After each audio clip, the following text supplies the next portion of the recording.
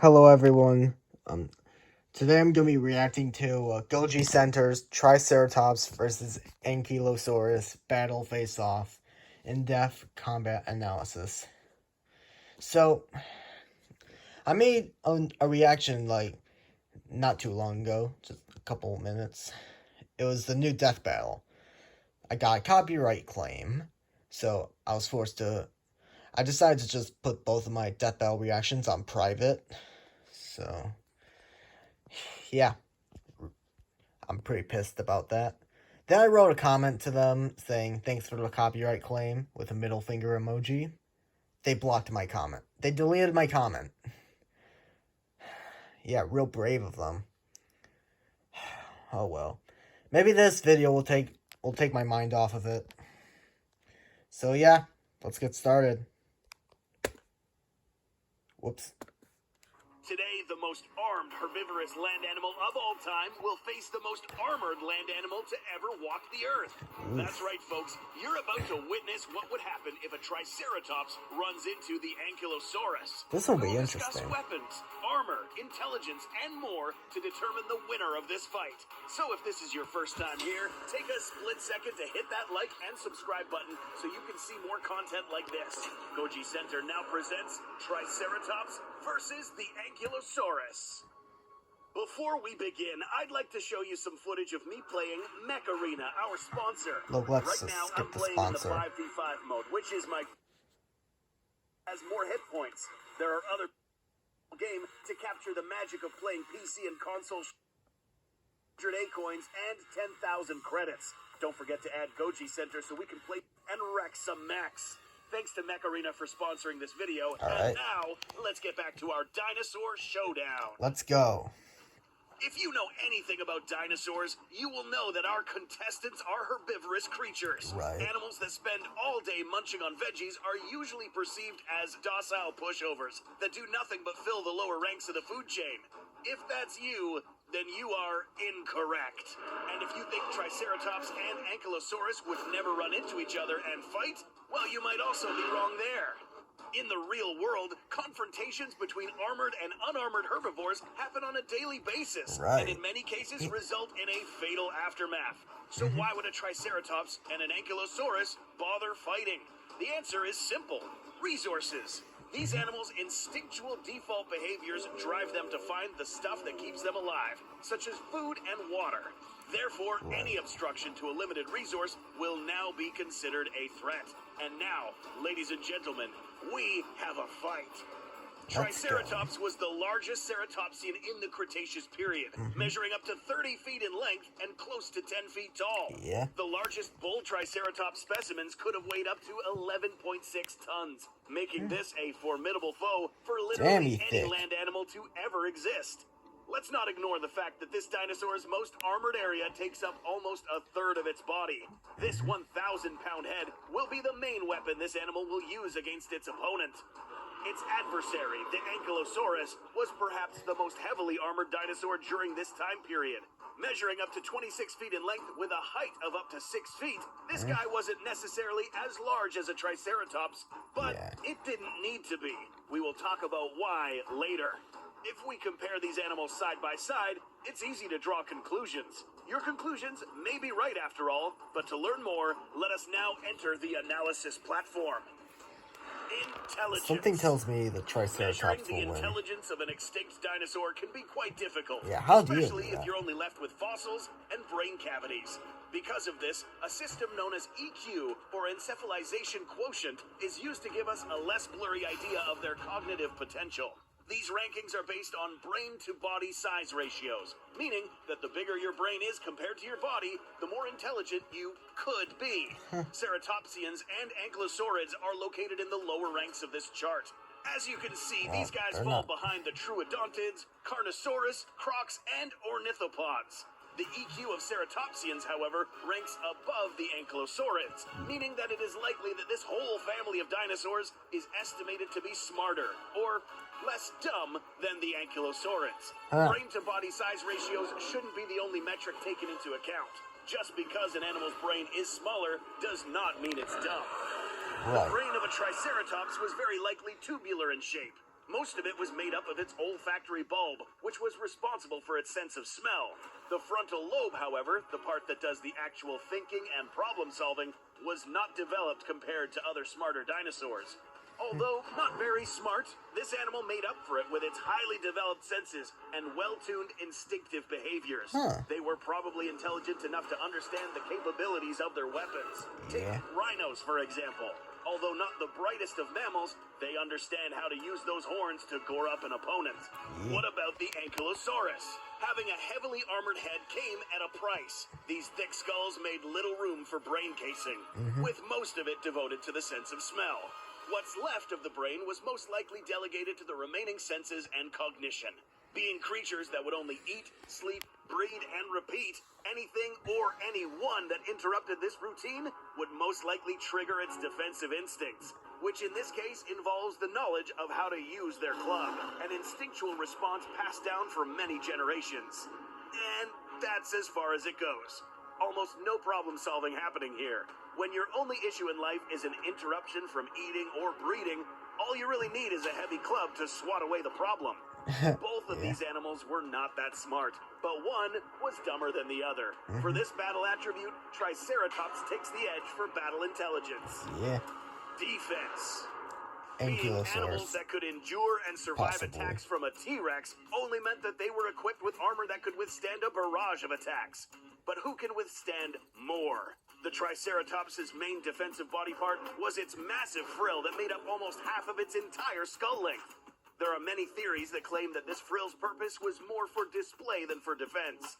In response to these claims, Andrew Fark conducted a brief observational study that recorded injury patterns in the skulls of Triceratops and Centrosaurus specimens. Why? Well, both of these dinosaur skulls are different in that their horns are arranged in opposite fashions. The reasoning was simple. 1. If these animals did indeed fight each other, then the position of their horns would have led to different ways of fighting. And as time went by, these injuries would appear in different locations of their body. 2. If the frills and horns were only used for display, then both of these animals would fight in a similar manner and have injuries on the same spots other than their skulls. The results? Both of these guys had injuries on their skulls, but Triceratops had 10 times more on the squamosal bone, meaning that these dinosaurs had to lower their heads and engage in the interlocking of horns. So yes, these frills were likely suited for defense. The Ankylosaurus, on the other hand, did not have a frill, but it did have plenty of these circular bony plates covering its body. These are known as osteoderms. Other animals of the Ankylosaur family had these as well, except they were dense and heavy.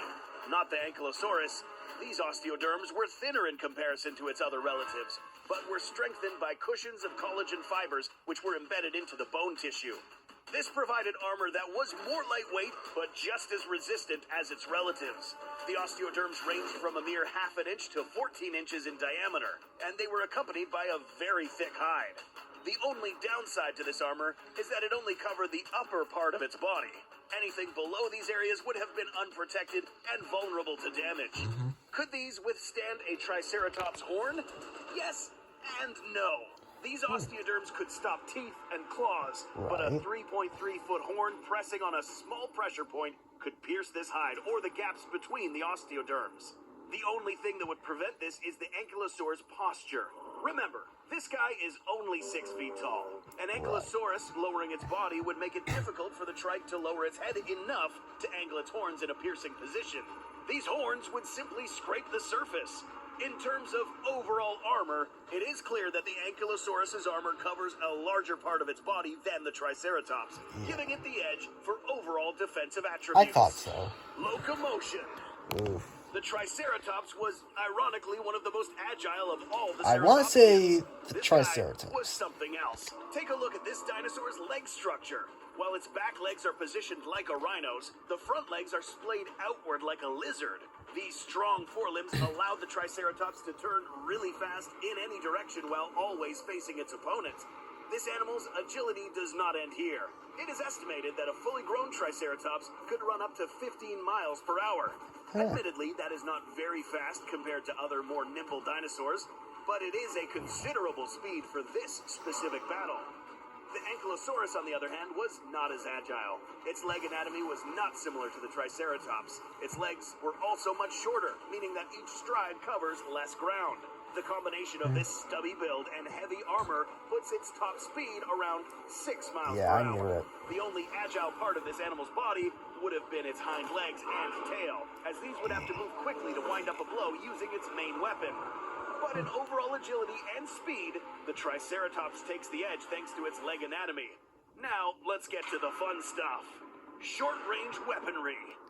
Triceratops is mostly known for its pair of deadly horns on its head, capable of withstanding up to 36,000 pounds of force. These horns were covered in a thick layer of keratin, the stuff that your nails are made out of.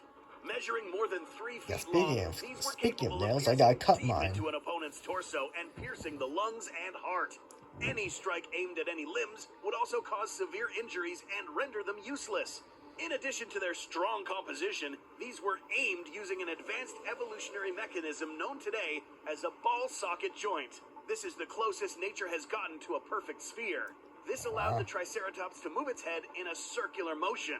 But as mentioned previously, this Triceratops would first lower its head and gore at the opponent.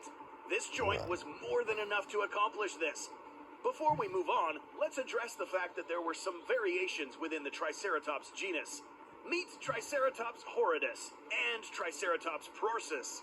These two species differed in the length of their snouts and nose horns. I didn't know but there were fossil different discoveries types of also make it evident that their Triceratopses. horns looked different, at least for the fully grown specimens. These horn variations could both you learn inflict something new every severe day. damage, but the curvature of these would affect how these would work against an Ankylosaurus. The upwards curvature in a mature horridus specimen is more likely to damage the undersides of an Ankylosaurus, but the forward bend on the prorsus species will make it more difficult to reach. Now that we're talking about the Ankylosaurus, let us introduce you to its main weapon, its tail, which had two components, the handle and the knob. This part of the tail was composed of very thick tendons, which were ossified. This means that they were so concentrated that they turned into bony tissue. As a result, this tail was better suited to inflict fatal impacts. It has been estimated that this tail could move in a 100-degree range of motion. A study conducted by Victoria Arbor found that one ankylosaurid could wind up a hit with a maximum force of 14,360 newtons.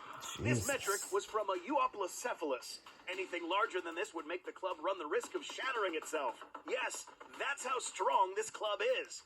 This weapon would make quick work of any T-Rex's metatarsals and fibula, and possibly strong enough to break the Triceratops's ribcage or front limbs.